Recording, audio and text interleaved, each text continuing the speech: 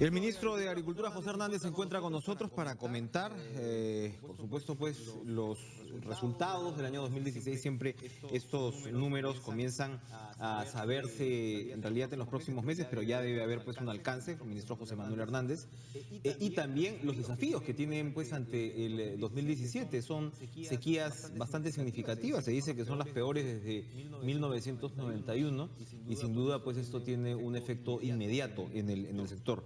Ministro, gracias por estar con nosotros. Feliz año. Feliz año, gracias. Bueno, esperamos que sea un año feliz también para la agricultura. Primero, ¿cómo sabemos que hemos cerrado el año finalmente? Porque efectivamente pues fue un año donde se habló mucho pues del fenómeno del Niño, el impacto no fue el esperado afortunadamente, el peso de la agricultura y de la agroexportación en el PBI nacional es fundamental. ¿Qué sabemos de cómo hemos cerrado? Sí, efectivamente, tuvimos un inicio incierto por las previsiones que se tomaron para el fenómeno del Niño. Si bien no hubo un efecto devastador como lo que se había pronosticado, sí hubo un efecto inmediato debido al retraso de las siembras y sobre todo en la afectación de las primeras siembras de la temporada. Eso fue el fenómeno del Niño. Pero luego hubo después un atraso a mitad de año y posteriormente los incendios forestales que afectaron también. Y a partir de octubre la sequía, o sea, son lo que decimos siempre los rezagos de un fenómeno, se manifiestan después con una sequía prolongada. No ha sido un año fácil, en resumen. Ha sido un año muy complicado en términos de efectos climáticos, sobre todo. Hemos tenido la sequía más severa de los últimos 20 años y eso ha afectado también el 2016 y tratamos de que sus efectos no sean tantos el 2017, por lo cual estamos realizando una serie de acciones a fin de mitigar esos efectos. ¿Se incrementó la agroexportación en el 2016? ¿Se redujo? ¿Se estacionó? La agroexportación se incrementó, pero la parte orientada al mercado interno sí hubo una contracción en este subsector.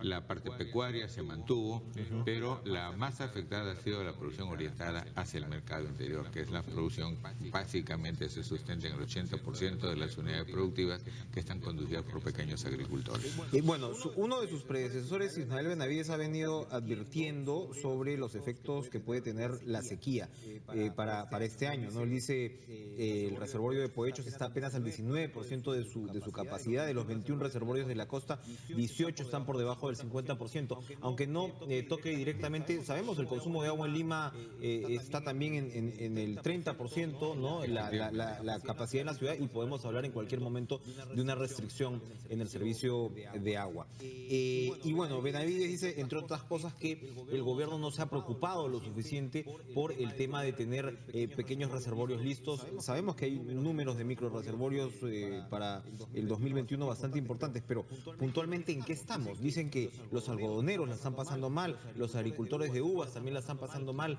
en la costa peruana. Usted se refería al consumo interno, los agricultores altoandinos de papa, que son aproximadamente 3 millones, también pasarían por una situación difícil. ¿Qué está haciendo el gobierno para mitigar? ¿Son justas las críticas de Benavides o son injustas? Bueno, las críticas, él sabe, él ha sido ministro de Agricultura y sabe que a lo largo de probablemente de los 30 años, nosotros nos hemos orientado solo a grandes reservorios y no a trabajar pequeños reservorios o microreservorios en la costa, en la parte alta de la cuenca y en la sierra. Precisamente nosotros hemos lanzado el programa Sierra Azul, que va a resolver ese tipo de problemas, ¿no? Él es testigo que hemos trabajado con Poechos, hemos trabajado con Chirapiur, hemos trabajado con Chaimochí, con más proyectos grandes. Nosotros ahora estamos concentrados también en los proyectos más pequeños en las partes altoandinas. Y efectivamente, la gran mayoría de reservorios, que de estos grandes reservorios están por 35% más abajo de su capacidad. Entonces hay ahí unos problemas, no solo con los algodoneros, sino que en la costa hay un cultivo que utiliza mucha agua y que se ha sentado en un lugar de donde hay escasez, que es el arroz. El arroz, precisamente, ¿no? Ojalá el arroz lo sembráramos en la selva y no en la costa. Entonces, eso es un gran problema aquí en una zona árida, ¿no? Detengámonos un minuto ahí. Entonces, gestiones como las de Benavides y otros no se preocuparon en realidad por los microreservorios. por los microreservorios. Nosotros ¿Cuántos hemos tenemos lanzado- microreservorios? ¿Cuántos microreservorios tenemos contabilizados en el país? Nosotros hemos hecho una investigación y en términos de microreservorios no llegamos a 300 pequeños reservorios, ¿no? Muy pocos, ¿no? En realidad, como son de alcance muy limitado, son poquísimos, ¿no? Los grandes reservorios fueron los que nos prestaron nuestra atención. Nosotros nos concentramos en los grandes proyectos hidráulicos y no en los pequeños que estaban en la parte alta. ¿Cuántos microreservorios tendríamos que tener? Nosotros estamos planteando en 2021 mínimo 1000 microreservorios. Ya en este periodo, en los pocos meses, nosotros hemos construido e inaugurado 17 proyectos del programa Sierra Azul. Para el próximo año tenemos ya previsto iniciar 198 pequeños reservorios y no menos de 300 microreservorios el próximo año. Perdón, ya estamos en el 2017, este año. Eso, por ejemplo... O sea, duplicar la cantidad de microreservorios que tenemos en la actualidad, durante el más los 2017. 198 que ha identificado la Autoridad Nacional del Agua, que son pequeños reservorios. Los microreservorios son de menor magnitud. Y además estamos, en el caso del programa Sierra Azul, aquellos proyectos que están en las zonas altas, ¿no? Asociarlos siempre con el desarrollo forestal. Y los proyectos, el agua que es orientada a la agricultura, que sea tecnificada. Ustedes han visto los dos proyectos a los cuales hemos asistido con la televisión, dos en Ayacucho precisamente, el último el 9 de diciembre con el presidente, que ya no, cuando se inaugura, no se corre a abrir una compuerta, sino se corre a abrir una llave, y todo es el riego presurizado. Todo eso es el nuevo enfoque que estamos llevando ya de manera organizada, de manera sistemática a nivel nacional. Ahora, hablaba usted también del arroz. Hace años, ¿no? Nos referimos a cómo hacemos para reubicar los cultivos de arroz que, como sabemos, pues tienen uso intensivo de agua. En el caso de la costa, pues en una región, ¿no?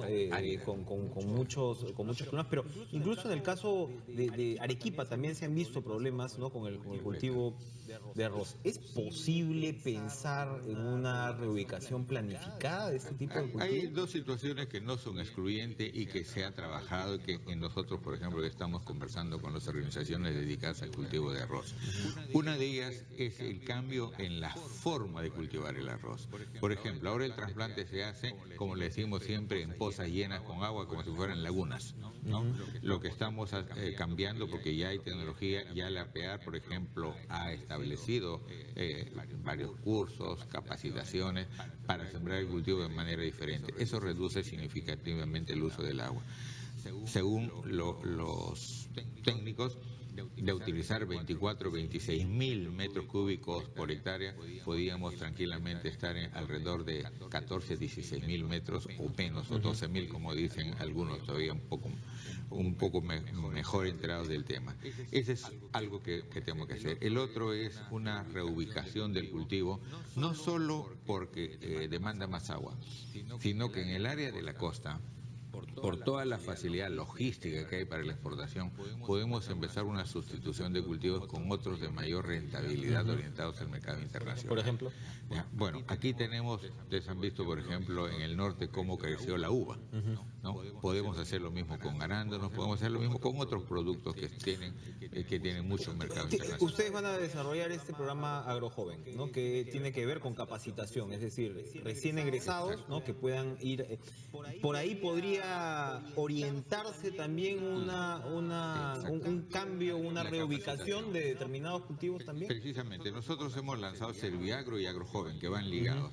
Serviagro es un programa de asistencia técnica y capacitación para los pequeños agricultores y la agricultura familiar, como no se hacía hace muchos años.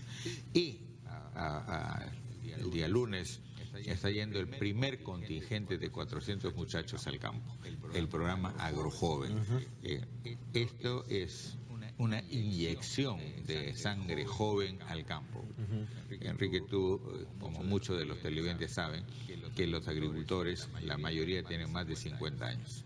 Entonces necesitamos involucrar a jóvenes que no solo vayan a capacitar a los agricultores, que vayan a aprender también de ellos y que vayan a ver cuáles son las necesidades para ellos posteriormente poder Estamos hablando de un relacionamiento de mediano plazo, o sea, no son jóvenes que van un día y ya no ven más a los agricultores, estamos hablando de un seguimiento. Continuidad. ¿A lo largo de cuánto? Un chico que se enrola en Agrojoven. Lo mínimo que está yendo es 3 meses, lo Ya. mínimo que está yendo, ¿no? Y luego hay programas para los recién egresados que es mínimo un año.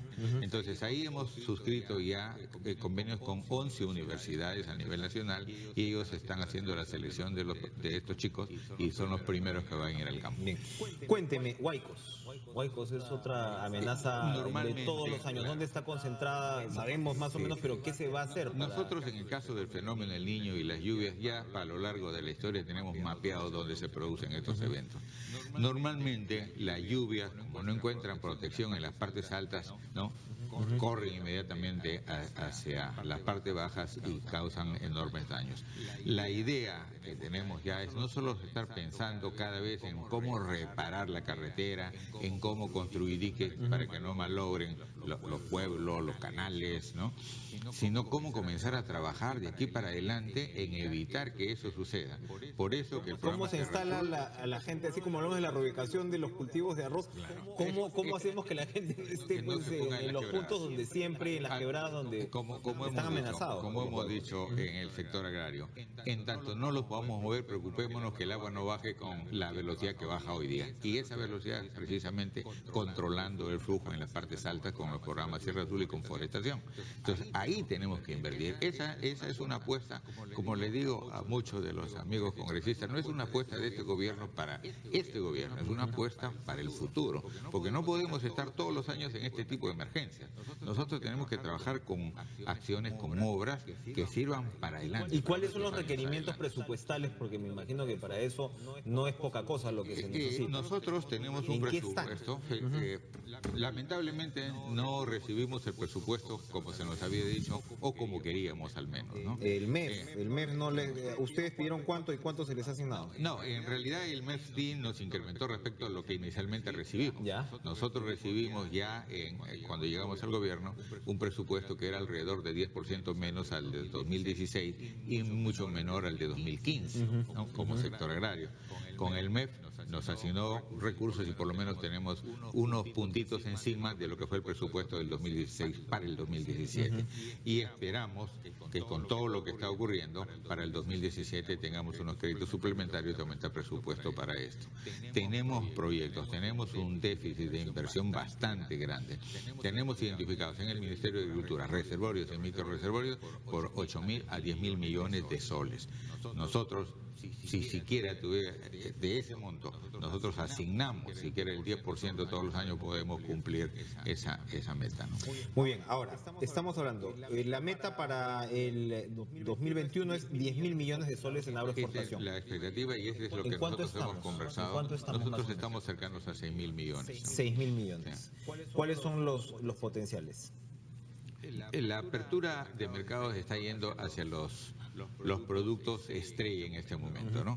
Tenemos arándano, tenemos uva, el mercado chino, por ejemplo, está paltas, arándanos, uvas, mangos, pero también estamos abriendo los superfoods, que en este momento es son los productos, que son varios productos. Hay unos congresos importantes de quinoa en Puno, ¿no? Y de granos andinos. En marzo. ¿No? Entonces, todos estos productos tienen un mercado en este momento bastante interesante y es a lo que nosotros tenemos que enfocarnos.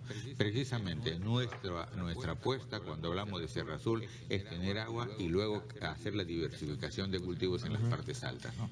Pero con productos bien llevados, con tecnología bien llevada y no cometer los errores que cometimos hace algunos años llevando el producto hacia la costa. Nosotros tenemos que posicionar el término quinoa andina. Ese es el claro, que se refiere pues a la denominación de origen, porque una cosa pues es la quinoa andina y otra es la quinoa sembrada en San Francisco, digamos, ¿no? La gracia es que la compren por acá. Y precisamente nosotros con los dos eventos que acabas de mencionar que se van a realizar en Puno y que hemos lanzado hace un par de semanas, en el el Palacio. Uno es el 6º Congreso Mundial, Congreso Internacional de la Quinoa, y otro es el tercer simposio de los granos andinos. La gran oportunidad que tenemos que aprovechar ahí, que el mundo, no solo tecnológicamente, sino comercialmente, nos está mirando en esos días. ¿No? En marzo va a ser en Puno. Y ahí tenemos que aprovechar lo siguiente. Tanto la FAO como la Organización Mundial de Salud, la OMS, nos están señalando que estos productos andinos son la mejor apuesta para luchar contra la desnutrición, no solo en el país, sino a nivel mundial. Esa es la gran puerta que se nos abre y que nosotros tenemos que aprovechar, pero con una producción y una comercialización, una exportación bien articulada. Nosotros debemos dejar de trabajar como bomberos, apagando incendios, corriendo de una manera desarticulada. No cometamos los mismos errores. Dice que aquel que no aprende de los errores es porque nunca quiso mirar que habían, ¿no? Nosotros sabemos que hay errores, tenemos que... ¿Y dónde están esos errores en el caso de los estos errores? Los cultivos? errores básicamente fue en reorientar la producción para aprovechar un precio y sembrar por sembrar en cualquier parte del Perú. Eso es lo que nosotros no debemos hacer y lo que vamos a promover que sea justamente en el área andina. En el área andina. Para terminar, el congresista Hernando Ceballos advierte que se van a despedir, o en realidad no se le va a renovar contratos a 200 empleados CAS, que es en su sector, en el Ministerio de Agricultura, que es un drama que en realidad estamos viendo en una cantidad de sectores. Como sabemos, pues al empleado CAS se le puede votar así nomás o no renovarle el contrato sin, digamos, una gran carga de beneficios laborales que tendrían sí los que están en planilla y los estables. El problema, señala Ceballos, y es algo que le consta a cualquiera, es que entre estos 200 empleados hay gente, además de alto nivel y que están hace varios años dentro del ministerio. ¿Qué dice? ¿No se va a renovar el contrato a estos empleados? ¿Por qué? Dos precisiones ahí. Primero, que no son 200, es una información que está equivocada. Pero vayamos más allá. Cuando nosotros hemos recibido el sector, hemos detectado exceso de gente. Hay duplicidad en funciones en todo nivel. No puede haber áreas donde existan, por ejemplo, 4 secretarias más sus propios asistentes, ¿no? Eso en el sector privado jamás puede ocurrir. Entonces, creció mucho la burocracia en los últimos años. Lo que estamos haciendo es una racionalización en términos de aquello que hemos identificado de manera inmediata y sobre todo muy impactantes, la duplicidad de funciones. Y solo nos estamos hablando de 70. ¿Cuántos trabajadores tenemos? Más de 8.000 trabajadores. Entonces, estamos hablando pues de 70, que es las personas que no se les ha renovado el CAS. Pero ahí no están grandes especialistas. Eso también hay que decir. Se ha tomado esa previsión, no estamos hablando precisamente, no estamos hablando. Precisamente lo que se ha instruido a nivel de todas las direcciones que tiene el Ministerio y las distintas OPAs y los proyectos especiales es que aquellos profesionales bien calificados continúen, porque justamente es la experiencia que debemos utilizar. Ellos tienen que no renovar contratos solo aquellos que está duplicado por un lado y que no tiene gran impacto en los programas que queremos llevar adelante. José Manuel Hernández, ministro de Agricultura, gracias por estar con nosotros. Los números pues del 2016 y los desafíos del 2017 para un sector fundamental para el desarrollo de nuestro país. Las sequías, ¿no? La primera parada que sin duda habrá que atender. Gracias por estar con nosotros. Muy amable, y permíteme un saludo a la teleaudiencia y que tengan un feliz año y que confíen que vamos a hacer las cosas lo mejor posible y sin cero corrupción. Miles de agricultores en la teleaudiencia de TV Perú, entre otras cosas, que están mirando con mucha atención. Vamos a ir a una pausa, regresamos de inmediato, no se vayan.